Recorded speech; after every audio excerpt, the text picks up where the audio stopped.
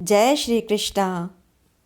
हमारे शास्त्रों में कहा गया है कि एकादशी व्रत करने वालों के सभी पाप नष्ट हो जाते हैं और वह व्यक्ति मोक्ष का अधिकारी होता है।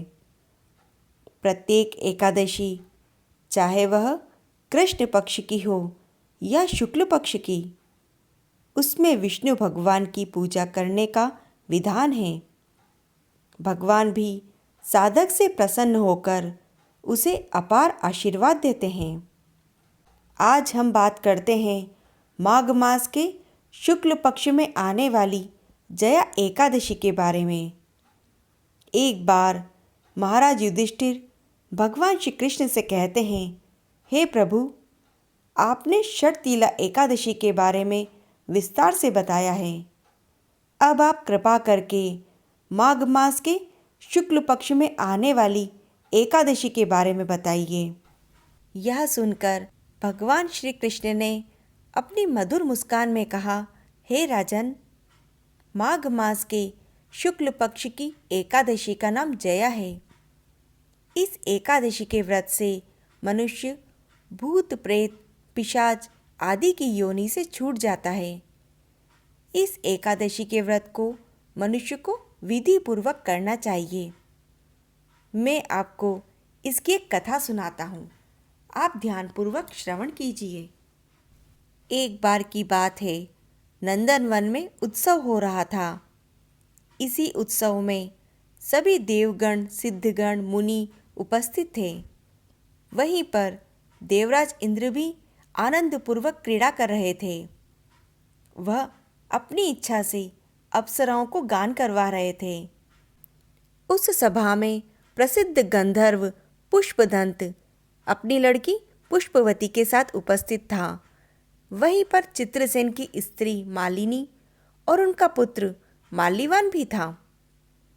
उस समय वह गंधर्व लड़की माल्यवान को देखकर उस पर मोहित हो गई और अपने कामबाण चलाने लगी।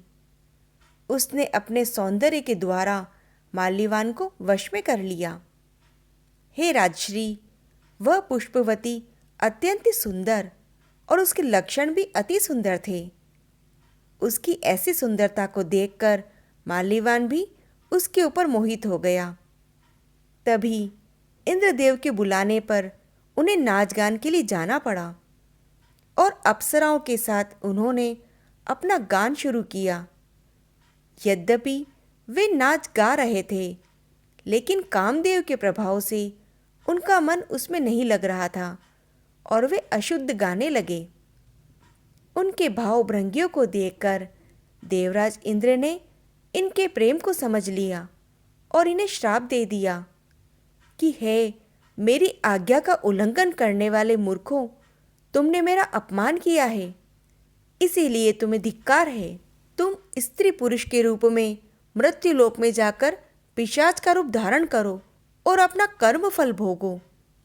देवराज इंद्र के श्राप को सुनकर वे दोनों दुखी हुए। उसी समय वे हिमालय पर पिशाच बन के दुखपूर्वक अपना जीवन व्यतीत करने लगे।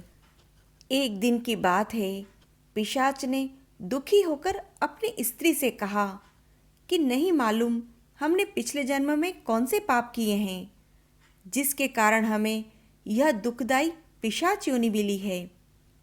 पिशाच योनि से नरक के दुख सहना उत्तम है। इसी तरह अनेक प्रकार के विचार करते हुए वे दोनों जीवन बिताने लगे। देवयोग से एक दिन माघ मास के शुक्ल पक्ष की जया नामक एकादशी आई। उस दिन इन्होंने कुछ भी भोजन नहीं किया और ना ही कोई पाप कर्म किया। उस दिन फल फूल खाकर ही वे दिन व्यतीत करने लगे और महान दुख के साथ पीपल के पेड़ के नीचे बैठ गए। उस समय सूर्य भगवान अस्ताचल को जा रहे थे। वह रात्रि भी इन दोनों ने बड़ी कठिनाई से काटी। दूसरे दिन सुबह होते ही भगवान के प्रभाव से इनकी पिशाच देह छूट गई और अति सुंदर देह धारण करके तथा सुंदर वस्त्र आभूषणों से अलंकृत होकर वे दोनों स्वर्ग लोगों को गए।